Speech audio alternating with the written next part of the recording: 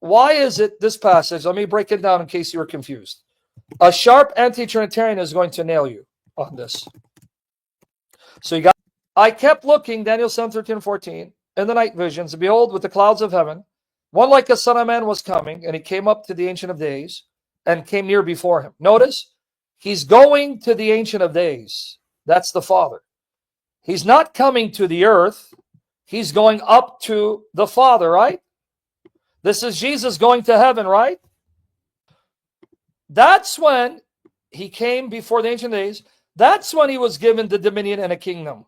Well, if someone says, well, if he's God, why does he need someone to give him dominion? Because he's the God-man. That's why it says one like a son of man, meaning he appears as a human, but he's more than human. Like a son of man means he has a human appearance, but he's more than a man. He's not just merely man. He's more than a man. So why would he need to go to heaven to receive his dominion? Because the New Testament says when he came to the earth, he took the status of a slave. Matthew 12, 15 to 18. When our Lord was on earth, he was fulfilling Isaiah 42, where he voluntarily became the Father's servant. Behold my servant whom I have chosen, my beloved in whom my soul is well pleased. I will put my spirit upon him. He shall proclaim justice and judgment. That's why he's on earth as a servant. He voluntarily did not exercise his royal prerogatives and demanded to be worshipped and recognized as king. He made himself nothing. So all you saw was a human being who was poor. It's when he dies and is raised, then he ascends into heaven in a cloud, right? And then goes to be enthroned again. In other words, he goes to the Father to receive his authority, his dominion that he voluntarily set aside and wasn't employing his royal prerogatives. That's why. In other words, if you believe the Bible, the Father was simply giving back to the Son the throne that he vacated for a season. And because he's God, he's worthy of that throne. But now he reigns on that throne, not just as God, but as the God-man, because he's now God in flesh. You with me there?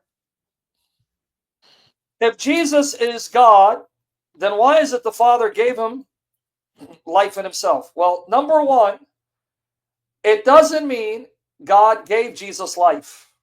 I want you to understand how to refute this. Whatever it means for Jesus to have life in himself, and that life that he has in himself was granted to him by the Father, it doesn't mean God gave him life, meaning that he didn't exist. This is what they're trying to prove to you. And I'm going to show you how to refute that. Even if I argue with them and agree with them, all right, at some point in time, the Father gave Jesus life in himself. But that doesn't mean he gave him life, that he didn't exist. How do I know? Because I'm going to show you something. You guys pay attention to this. This is the burial of this argument. You go to John 6:53. The Greek is virtually identical. John 6:53. I want you to see, what do I mean it's virtually identical? So Jesus said to them, now watch, Dave, you're going to amuse me and you're going to engage me, so I want you to catch it. Jesus said to them, truly, truly, I say to you, unless you eat the flesh of the Son of Man and drink his blood, you have no life in yourselves. It's the same expression. Yeah. You have no life in yourselves. Now, guys, can I ask everyone a question? David, I'm going to ask you a question. Pay attention. The people he's speaking to, they didn't have life in themselves because he hadn't given them their flesh. But weren't they still alive and conscious? Yes. So one more time. You got it. One more time. He's telling these people, you're going to have to eat my flesh and drink my blood. They haven't done it. Because until you do, you're not going to have life in yourself. But he's talking to people who are already alive, who are already conscious, who already exist. So having life in yourself cannot mean that you go from non-existence into existence, because they already exist, even though they don't have this life in themselves. So that doesn't prove God gave Jesus life, that he brought him into being. It ain't going to work. Mm. Right? Yeah, it's not gonna work. Because were these people alive that Yes. he's talking to? Were they Yeah. conscious? Yes. Did they have existence? Yes. Even though they didn't have life in themselves. Yes. So even if God gave Jesus life in himself, that doesn't mean he didn't exist until he was given that life. So what does it mean for them to have life in themselves? Well, let's see. It means until you eat the flesh and drink the blood of the Son of Man, you will not have everlasting life. All right, here. He who eats my flesh and drinks my blood has eternal life, and I will raise him up at the last day. So they will not live forever in glorified, immortal bodies, and will not live forever in moral incorruption. They already are alive, they already have existence, but they won't have this kind of life. You see? Yeah. And what does it mean the Father gave the Son life in himself? The answer is right here, brother. Here it is. Note, it doesn't mean, let me repeat, it doesn't mean, one more time, that the Father gave the Son life, so that the Son did not exist until the Father gave him life and caused him to exist. How do I know it doesn't mean that? Let's see if you're listening. Because he explains to you what it means for him to have life in himself. Right here. Truly, truly, I say to you, an hour is coming, and now is, when the dead will hear the voice of the Son of God, and those who hear will live. Now he explains how is it that he is able to make people alive spiritually and physically. Notice he's saying, the hour has come, and now is, when they will hear the voice of the Son of God, and they will live. Why is it that he's able to make them alive? For just as the Father has life in himself, even so he gave through the Son to have life in himself. That's the reason. My Father has life in himself. What does that mean? My Father, because he has life, he's able to give life to others. Similarly, because I have life in myself, that's why I'm able to make others alive. Mm. You understand what the meaning is? Yeah. The meaning is that the Father has granted the Son to be able to give life to others. It doesn't say the Father gave the Son life and caused them to exist. That's not the meaning. Did everyone get this or no one got it? Yeah. I You got got it. it? So, that's number one. No matter how you interpret this text, it does not prove that Christ came into existence, that Christ went from non-existence into existence. Because I just showed you the same words. Life in himself is used of those who are standing before him. Notice, they're alive, they are conscious, they're alert, they have existence, and yet they don't have life in themselves. So Jesus, having life in himself, doesn't mean until he had it, he didn't exist. That's a butchering of the words. So what does it mean? He has life in himself, meaning the Father authorized the Son to be able to give life to others. That's all it means. Right? So Yeah. now the question comes down to, did the Son always have this ability? Has the Son always been able to give life? Yes. When we go to John 1, 2 to 4, pay attention. Since when did the Son have life in himself? Pay attention, guys. You ready? If we follow the prologue, watch here. John 1, 2 to 4. He was in the beginning with God. Beginning when? The beginning of creation. Already when creation came into being, he was already there. How do I know? All things came into being through him. And apart from him, nothing came into being that has come into being. In him was life, and the life was the light of men. Now, watch. It says he was already there when the beginning came to be. He was there before all things were created. In fact, all things were created through him. And he already had life in himself. So since when did Jesus have life in himself? Since before creation. So that means he's always had it, right? Yes. Eternally, right? Yes.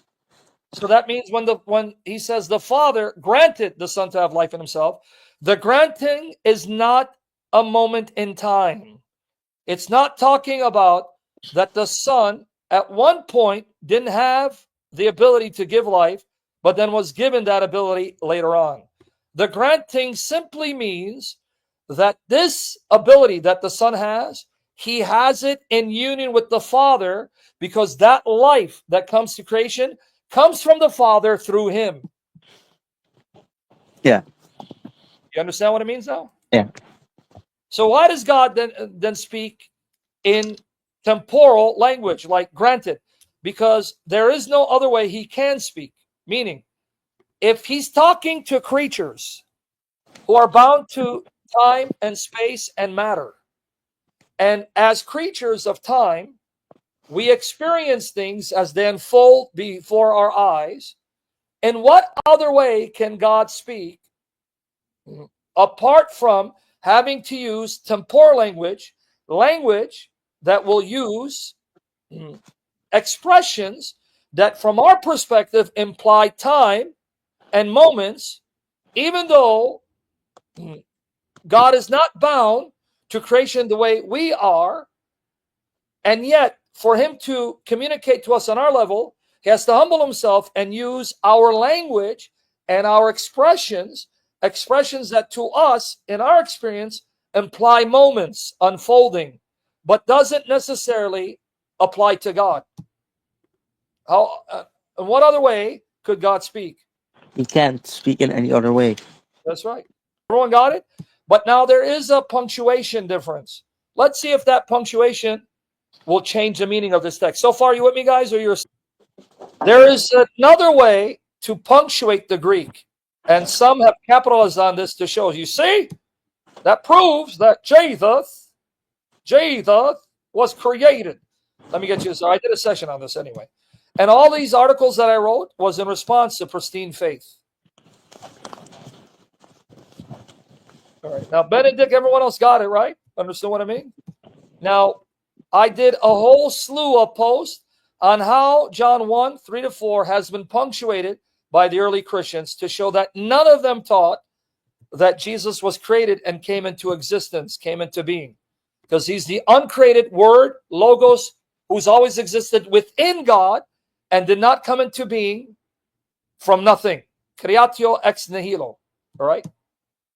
Everyone got it? Now let's go right here. John 1:3-4. Did Jesus Christ reign? Check out. I'm going to show you how the New World Translation renders it. Because after all, they're Arians, right? Yes. All right. This was done for pristine faith. Now, hopefully, he'll accept correction and repent. If not, that's between him and the Lord. Here it is, New World Translation. Even the Jehovah's Witnesses don't translate it the way he wants it to be translated. Let me see. Here you go. Here it is. Here's a different way of punctuating the Greek. All things came into existence through him, and apart from him, not even one thing came into existence. What has come into existence by means of him was life. You understand? Yeah. Even they don't translate it to mean that the Son came into existence, that he was made alive. They even correctly understand that if you punctuate the Greek differently, like some early Christians, it means that the life that the creation possesses, the life that the creation enjoys, the life given to creation came by means of him. He is the one that gave the things that exist their life. But for him to be able to give the creation that came into being by him life, that means he already had the ability to give life before they came into being, right? Yes. So how does that prove Arianism? It doesn't. So yes, your answer is correct. It's the eternal beginning of the Son. Father's the source of all that the Spirit and the Son possess. but they've possessed it always because they've always been united with one another. Yeah. All right. So what's the second question? You said you had two. Yeah. Can a Christian in good standing accept the theory of that Isaiah has multiple authors? You're asking me a difficult question. I don't know how to answer that, in that Jesus, the New Testament, attributes the entirety of Isaiah to one author, the prophet Isaiah. Yeah, because that's all inspired philosophy talk about it. Oh, he did that? Oh, this guy. Oh. This guy is so dangerous. Let me show you. Let me show you what I mean. Isaiah, because, okay, if you guys don't know what he's talking about, in scholarship today, which wasn't the case before, and it's now poisoned conservative scholarship, they will tell you that Isaiah has three sections. Isaiah chapters 1 to 39 comes from the prophet Isaiah. But Isaiah chapters 40 to 55 comes from someone else or a group of individuals writing after the Jews came out of Babylonian captivity. And then there's a third section.